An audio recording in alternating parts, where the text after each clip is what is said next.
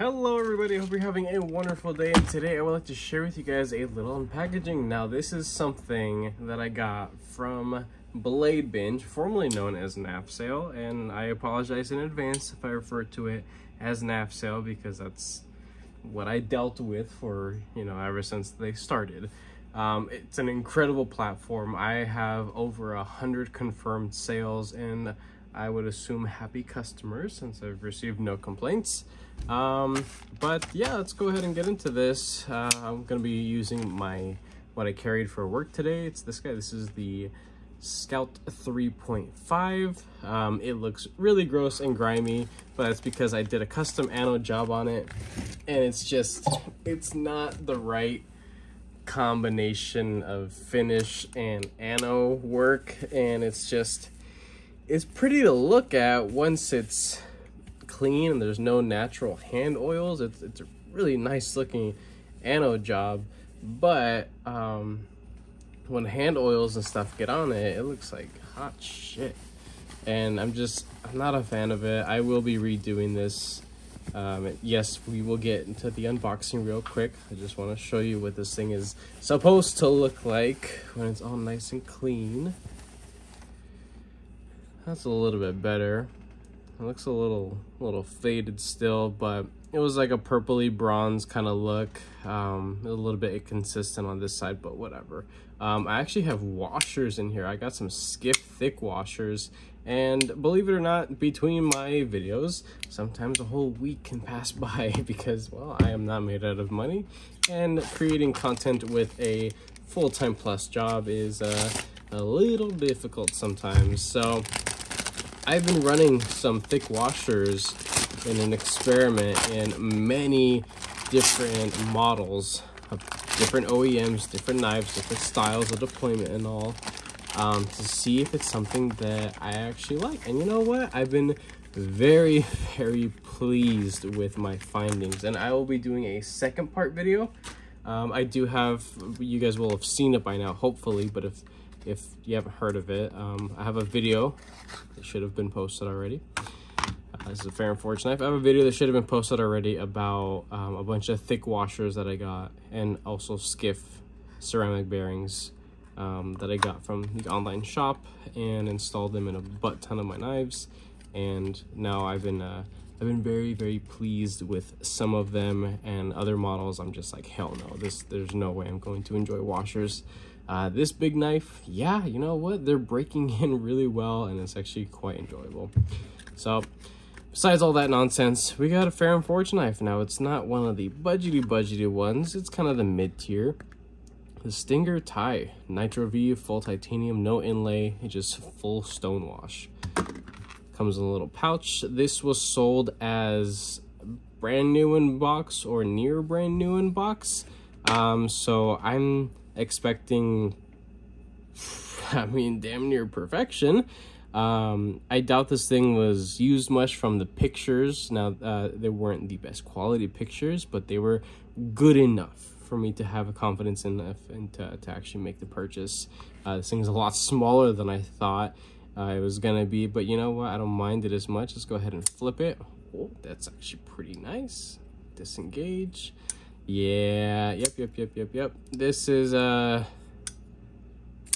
not really used at all. I don't know, and it's really none of my business why somebody bought a knife that is in basically brand new condition, and instead of returning it on wherever they got it from, they go and post it on a platform like Blade Binge for significantly less than what these cost. Now, to my knowledge, these things float around, I think, a little bit above 150, maybe like 180 bucks, something like that. I think there might be some inlaid variations of this. It may cost a little bit more because of the inlay work that goes into it, right? But I wanted this because I have a vision for this, depending if it's something that I actually am going to enjoy. And you know what? I think I'm actually gonna like this thing. This is pretty nice. I like the size of it. The finger choil is very roomy. But my idea was, I'm not a fan of flipper tabs. And as good as it is being designed by Fair & Forge, of course, they have one of the best flipper tab designs in the industry, period. If you've handled the Fair & Forge, most of their models have a flipper tab, and you know that they are, as I completely just botch it right there, you know that they are really good, and the knives are typically very well tuned for flipper deployment. Now this one technically has a secondary deployment method.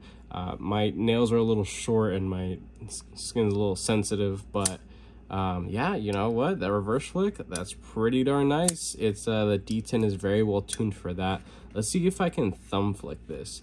But my vision for this, yeah, it's nice too. My vision for this is to actually do a chop on the flipper tab just to get it out of the way. Visually speaking, I don't mind it when it's closed so much, but I mind it when it's open. And this is purely just a visual personal preference. This does not go into my end critique of the overall design, because I don't think that's fair at all. When I go and review a knife, you know, I bought this, I'm making a unboxing first impressions video. My first impressions on this is that this is excellent. This genuinely does feel like a brand new knife, OEM'd by WE. It feels very tight in the pivot, and the action doesn't feel like it broken at all. So whoever had this before probably just really didn't like it and didn't want to deal with the return process. Not a big deal. I scored for sure, but I have a couple knives in my collection that I've done flipper deletes, and I absolutely love them. I genuinely believe that they are better off for it. But of course, that's just a personal thing. I'm not a fan of flippers. I don't care for them. I think that it's the easy way out to make a good action for a knife. Something that impresses me personally is a detent that comes from the factory that is tuned specifically for studs, a hole, a fuller front flipper, or different deployment. That's anything else but a flipper tab. It's because you can mask the quality of a knife, because the way you interact with the knife is really your own strength in your index finger, or however you deploy your flipper tab. But these are the three shining examples of knives out of my collection that have received some modification work. This guy here, this was the first one I ever chopped. It was very sketchy. I'm very new to modification. I would consider myself a novice, absolutely. This is a Monocolor Knives Assault Team Model 1. It is a very beautiful, budget-oriented knife. I think they're like 45 bucks. This thing's got skiffs. I put in a couple hours worth of modification work into this thing. A sick freaking 17-degree edge, or I think it might be 18. Yeah, we'll just call it 17. But yeah, I used to have a big old honking freaking flipper tab that stuck out of there, and while it was a well-executed flipper tab that had some so-so jimping from what I remember, I didn't like it, and I chopped it, and I enlarged the forward finger choil. Looking back at it now, before I put the acid stone wash, dark wash, whatever you want to call it, I should have made the forward finger choil a little bit roomier, because I feel that edge kind of nipping at me a little bit. That's my fault. Customized knife, you know, I can redo it if I choose to do so in the future, but as is, I'm perfectly happy with it. So I think this is a very attractive knife now that the flipper tab is no longer in the way. This next one here, this is a older WE knife, also another example that is on washers, and I absolutely love the deployment. Closing, it's not going to be as satisfying as something that's on bearings, of course, but the deployment is extremely silky smooth, and it's just there isn't a whole lot of resistance, because this is a well-built knife to begin with. So putting in some very quality thick washers in here, those two things are a match made in heaven. If washer action is something that you enjoy. This guy right here is a WE subjugator. It has supposed to have a large flipper tab here at the back. You could see that it has been chopped off right there, so it's nice and seamless. And when the blade is out, you have a wow, a forward finger control. Now it's not super large, but the area is flat enough to where I can get a purchase that I enjoy. Now these may be ugly now or ruined to whoever is not a fan of chopping flipper tabs, and to each their own, of course. These are knives in my collection, and whether they stay or they get sold in the future, if you don't like it, don't buy it. It's that simple. This guy right here, this is one of the kings of value in my collection, the Titanium Titty, recently heavily modified. Flipper tab delete. It reshaped everything with a Dremel in there, and now it is an absolute beast of a budget knife. I freaking love carrying this thing. I have some ceramic skiffs in here. I tried the thick washers in here. Hell no. Absolutely not. And it's not because I needed more time to break in. You could tell in comparison to the 6 other knives I put washers into, this one was the most uncomfortable to deploy because of the whole deployment method. But with the hole in combination with now the very premium ceramic bearings, this is a very enjoyable, what I would call a primo budget knife. So of course, anodized, my typical dark wash, flipper tab delete. Freaking love this thing. I made it, you know, unique to me, of course. So that is the intention. I know I kind of went off into a whole nother thing here, and this should be a relatively short video. But the unboxing experience is essentially done at this point. I think this thing looks really good. It is essentially brand new. For whatever reason, the individual who was the original owner probably just didn't want to deal with the return policy and thought they could make you know, faster money off of Blade Binge. Yeah, absolutely. But you know, their loss, my gain, and I'm very grateful for that. So if I didn't mention already, this is manufactured by WE, so there are a lot of little early or mid WE nuances that I'm feeling here. Tight pivot, it's not, you know, the smoothest, but they do break in rather well. Now this is a very thin knife, thin stock, super thin behind the edge, very delicate, dainty tip there. I'm not expecting this thing to ever drop to the nail, or even be able, this is going to be a shake shut for life essentially, and that's going to be the thing that I need to determine in my time carrying this, if this is something that I'm going to enjoy, you know, keeping the flipper tab, because as you can see, it's very nice and very easy. But you know what, that reverse flick is pretty freaking easy and extremely crisp. No discomfort at all, and my middle finger is a little chewed up at the moment, and you know what, I don't feel a damn thing, and that's pretty nice, and I'm very impressed. Taking a look at this pocket clip here, it's tiny. It's a freaking microscopic pocket clip. The ramp is freaking ginormous, or I don't even know if you would call that a ramp, but the rise of the pocket clip, it's huge. It's actually so large that it literally pushes the whole thing up off of the scale. Not off in the sense of it's, you know, not making contact with the scale, but so it's not floating, it's not a tapper or anything, but it's just, it's such a large little hump here. If I can go and just, you know, I have an old pair of pants that don't fit me because it was from when I was wearing skinny jeans, and well, you know, I'm not a skinny jean kind of guy anymore, so they definitely don't fit me. I'm gonna end up just like chopping off that part of like the pocket seam and just have like a little square piece to show you guys what the knife looks like sticking out of the pocket. But I think for now this is good enough. As you can see here, super deep carry clip, not ultra deep. You have this tiny little bit sticking out there. I think that's good enough. The retention sounds good. And taking a look at this lock bar side as well, or the frame lock bar side, it is very clean because they have the relief cut on the inside. I love that. I think that's excellent. There are so many manufacturers and designers that do not take that into account, of just one of the many things that enthusiasts value and enjoy, visually speaking. And there's no actual benefit to that. typically, I mean, sometimes if a pocket clip is sitting over the relief cut, there might be some extra grit or traction going in and out of the pocket, but this should be a very smooth transaction. Yep, that is very easy to go in and out. That's freaking great. This is going in the pocket for work tomorrow. Thank God tomorrow's my last day at work, for the week, of course. I'm not quitting or anything. Can't afford to do that yet. Let's see, T8 for the pivot screw, captured on this side. Not the biggest fan that it's bulbed because everything is just so flat and minimal. I would have preferred if that was a flat piece of pivot hardware right there. Whatever, not a big deal. That's ultra nitpicky.